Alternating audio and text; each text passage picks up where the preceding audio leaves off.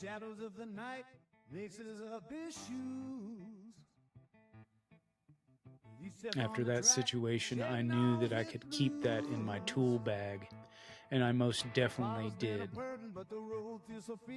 Later on that year, it was one of the first years down there in the city, going to a different school. And I remember having to use that tool many times. Different situations, different bullies, different encounters. And I would use it sparingly, but at the same time, I was building it most definitely. Now, jumping forward, I come back to the schools that I've always been in, Raytown schools, other than my elementary, which is out at Greenwood, and then down in the city, Northeast. So I'm back in Raytown, and I was so glad to be out of that testing ground of these young humans my same age who it seemed like it was a huge melting pot of broken individuals that were just trying to find themselves, but at the same time, it was just a mess of vomiting, if you will, reactions to situations. So there was very few individuals in the inner city that I could relate to.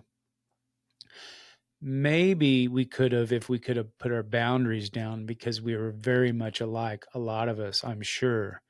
But once I was back to Raytown, I could breathe. Because I'm not, trust me, I knew many, many rough young men in Raytown South that didn't take any shit either. But to me, when I was back to Raytown, I was like, oh, thank the Lord I'm back where I can find myself and create an individual, this warrior, if you will, that I found I could be, and keep building on that.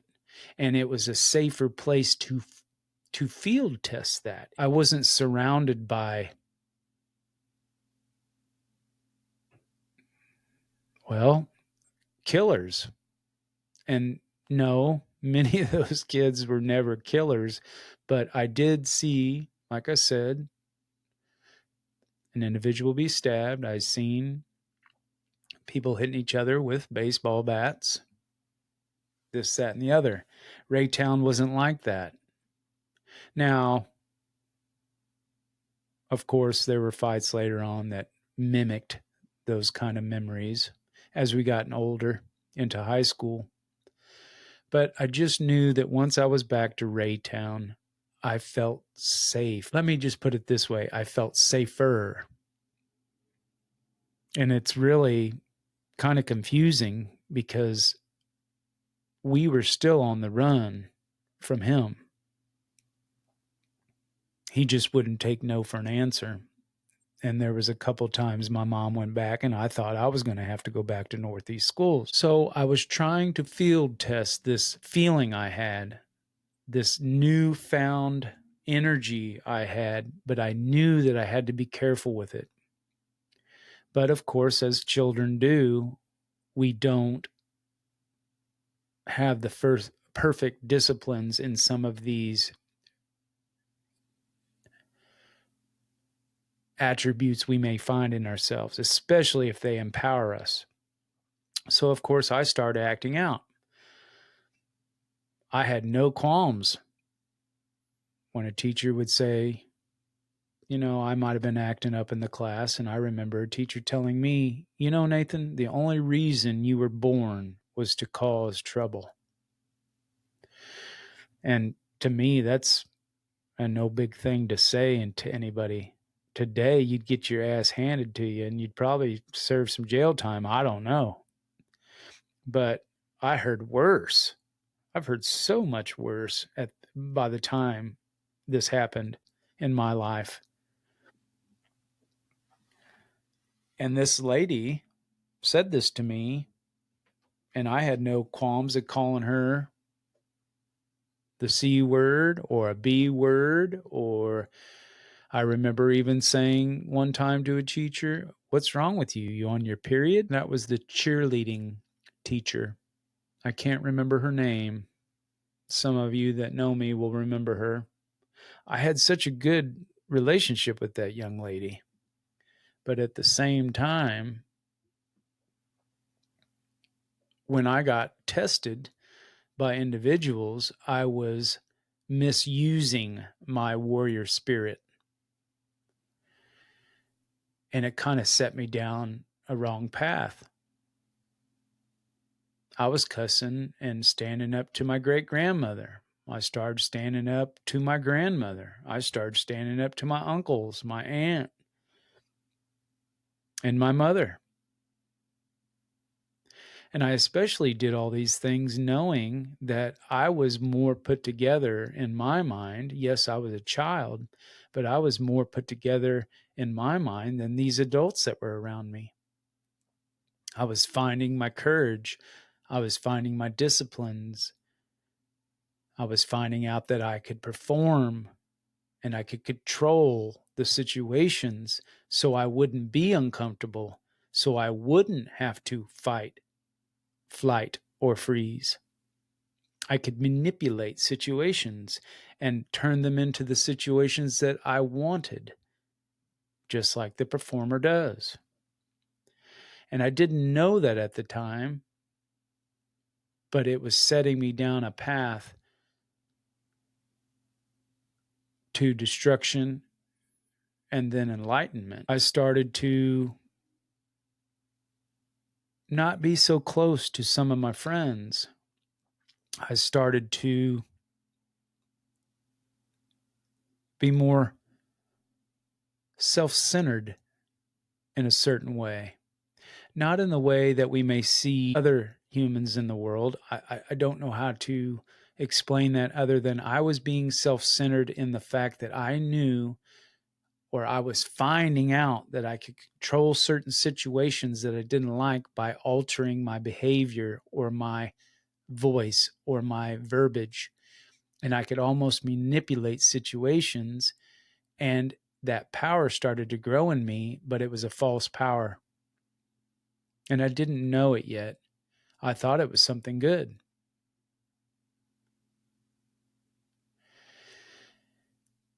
And as I went on, I started to see that, oh, I'm creating more trouble for myself. I'm creating more enemies. I'm creating more hostile situations because I wasn't that soft little boy anymore. He was still there, but I didn't want to show him too much because of where it got me before. People taking advantage, seeing that I had that softer side and capitalizing on it. And I just knew that I never wanted to show anybody that side again. And as it went on and I started to create all these bad situations, and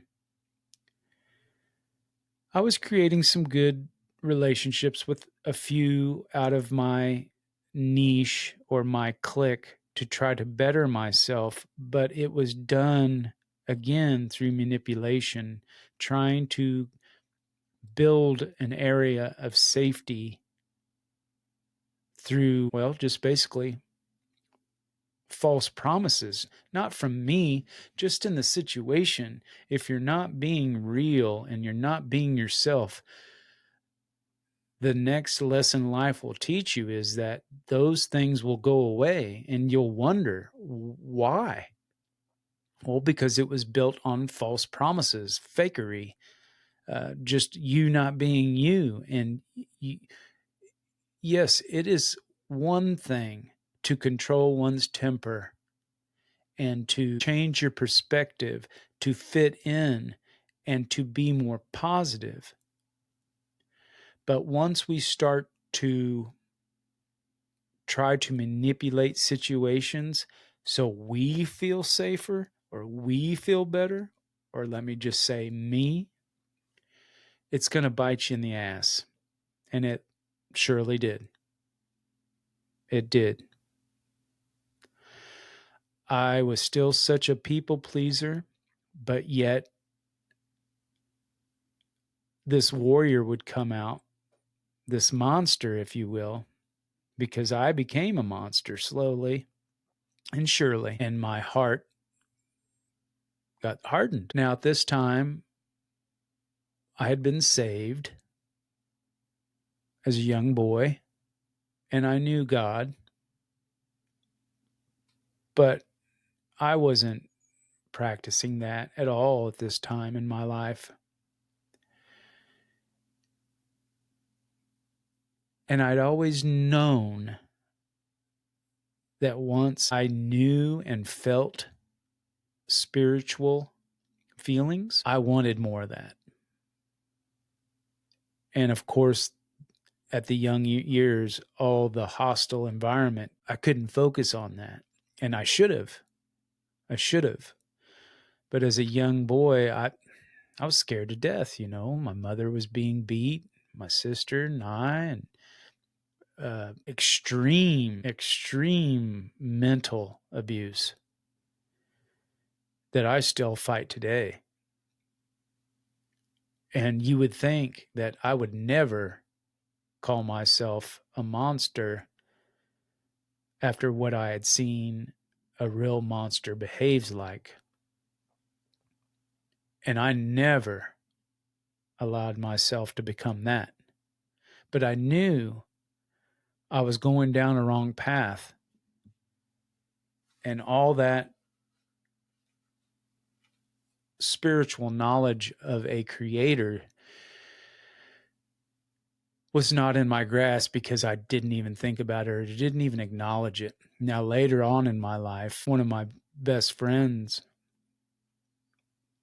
longest friends, parents reintroduced me, and I started to walk the path again. And it took a lot of failures on this trajectory I was on, knowing this new or somewhat new attribute that I had of becoming this warrior. And as I later was reintroduced to God, I knew that that was something that was given to me and I shouldn't misuse it ever.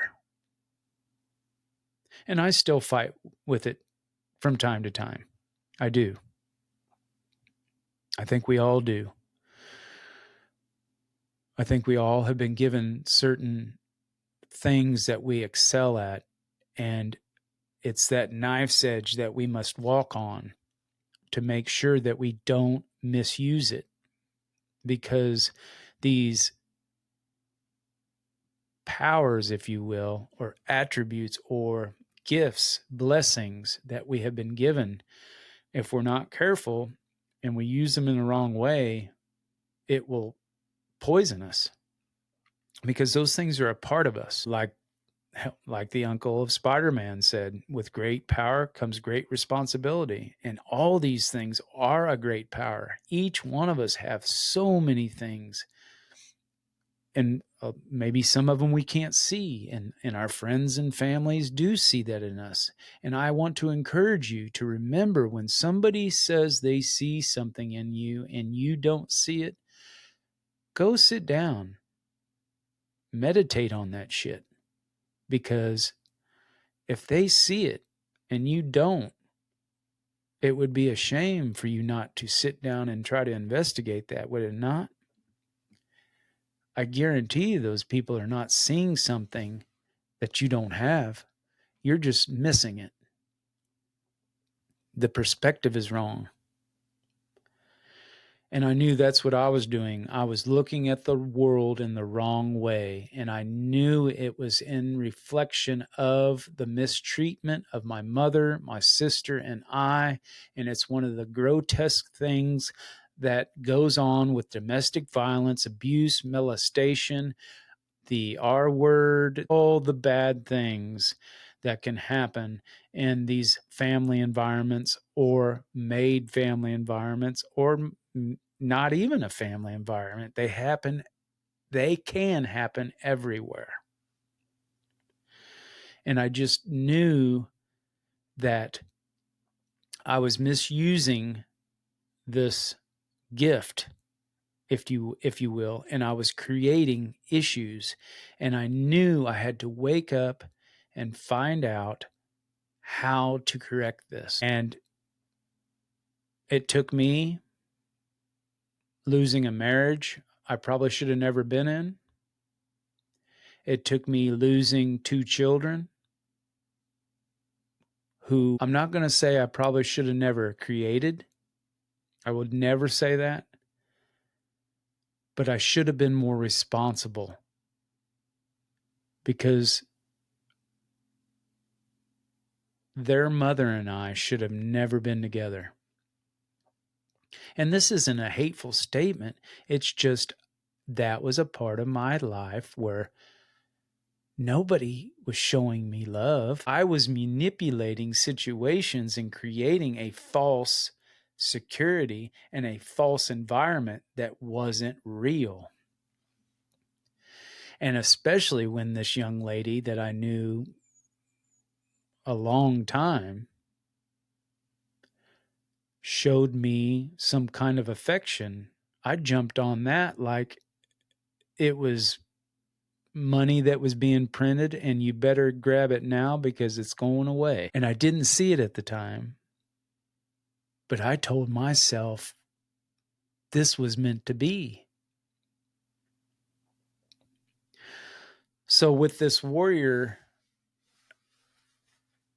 attribute that was given to me, I was creating all these bad situations, and it took the loss of that marriage and the loss of the 2 children that I created, the 2 humans. Yes, I made them, but I am not their father because I haven't been in their life, and nor will I ever claim to be their father because that is a disrespect to them. And that's another story. But it took me losing all that to find out that I had been telling myself these lies to protect my own heart and truth in my heart, because I had to protect myself. I felt that's what I was taught. All this violence and all this chaos, and you just want something to be sweet, just like the damn movies we were raised on. You know, I understood that everything is not peaches and cream, but we didn't need to be seeing, I didn't need to be seeing people shooting up and me even participating in that act. You know, get over here, help me out, hold this, do that, do this. Right there. I can't express to you what that did to me. In one aspect, it made me so fucking strong, this warrior. And in the other aspect, it broke everything in me. This beautiful imagery when you wake up as a child Saturday morning, watching those Saturday morning cartoons and being blissful, just in heaven in your own reality. Nothing's there to destroy you. Nothing's there to belittle you, put you down, make you less than. Nothing. You're in this environment of joy and happiness and comedy, laughter, love, and going outside and jumping on your bike and being free and riding your bike all day. That's what every child deserves. That freedom, that joy and that protectiveness around their heart so they never see the ugly side of the world until they're ready. I know today that is a blessing in disguise to me because it made me resilient. An individual that I had met a while back just reached out to me the other day. She said, I had no idea we were so much alike. You're so resilient. We are resilient. Our situations made us resilient. And it's hard growing up knowing when the right time, and if the right time ever comes, that you finally change that perspective in your mind that this is a blessing, even though all the hell I went through to learn this attribute, awaken this attribute. I could have went the other way. I could have been a terrible human being because that's what the world showed me at first. But knowing that I'd lost so much out of this strength that I created or found in myself, I had to put it in check. I had to friggin' get my head out my ass and know that that is a power that is important, but respect that. And I still fight with it today. I still do. But I don't misuse it like I used to. It is one of the things that's allowed me at the age of 52 this March, knowing that I'm going to complete a marathon because I'm that warrior. I'm going to do things that are hard. And I'm going to take that as a reward. Know that that is a reward. All the hard things that we do that we don't want to do, and everything in your body and your mind tells you run, meaning the flight, or freeze, and telling yourself, I'm not doing that shit no more. I'm going to take charge of what is given to me, and I'm going to make something of it. And the last 25 years of my life, that's what it's been all about. And I've still had my ups and downs. But that warrior has gotten me through so many things. I want to leave you today with this little bit of fire inside you, because we all have it. What are you going to do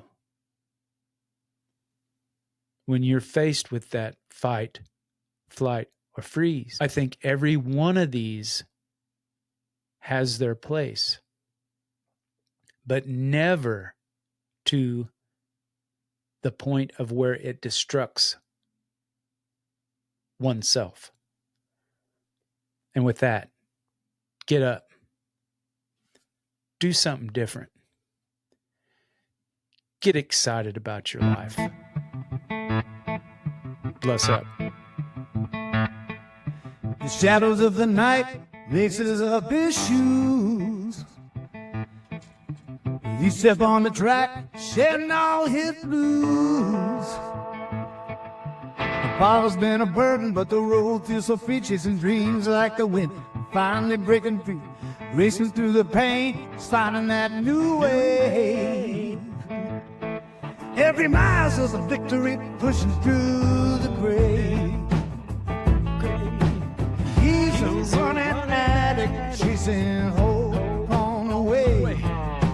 Through the storms and the struggles, it's burning to blame. But the speed of his spirit is racing for life.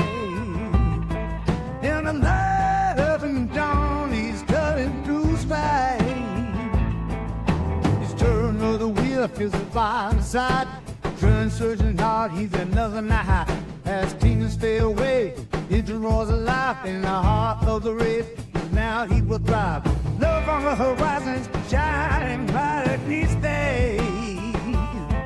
No more running for shadows, he's ready to stay. He's a running addict, chasing home.